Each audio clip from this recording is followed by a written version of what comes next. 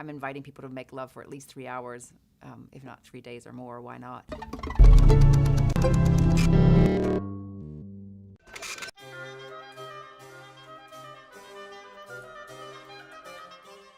The connection between sexuality and the sacred.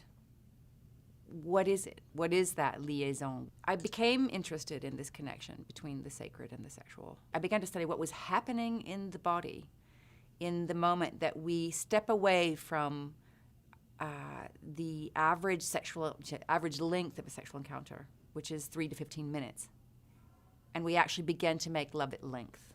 The sexual ceremony is something that entails a bit of planning, and a lot of people get nervous about this because we have been told and learned that great sex is spontaneous.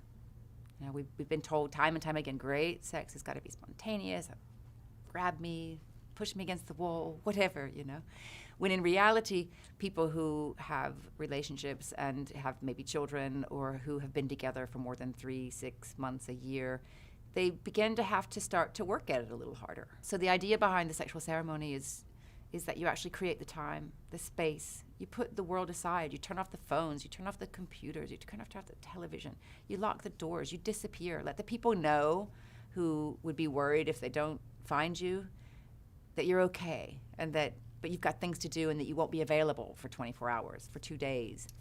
You know, sometimes with couples who have children, I suggest getting a babysitter and taking a hotel room, because sometimes it's really hard to get away. But it's super important, not only for the couple in itself, but also for our bodies, for our minds, for our spirits. And in fact, it's actually really exciting because in the moment that you decide, that you make the date, the ceremony actually starts, because you have time to mentally and physically prepare everything for a perfectly gorgeous ceremony. I'm inviting people to make love for at least 3 hours, if not 3 days or more. Why not?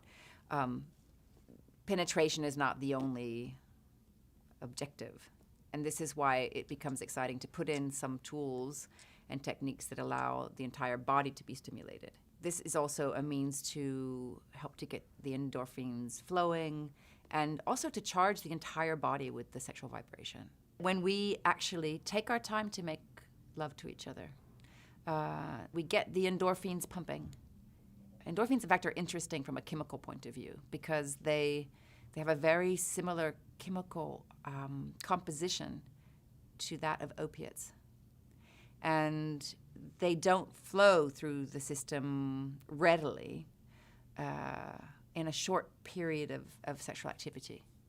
I also encourage people to touch each other. Today we live in a society where everybody has their little bubble of space. And even within the home sometimes we forget to reach out and hug each other and touch each other. And touch is, of course, the key to everything. Hi, my name is Betony Vernon. Subscribe to THNKR.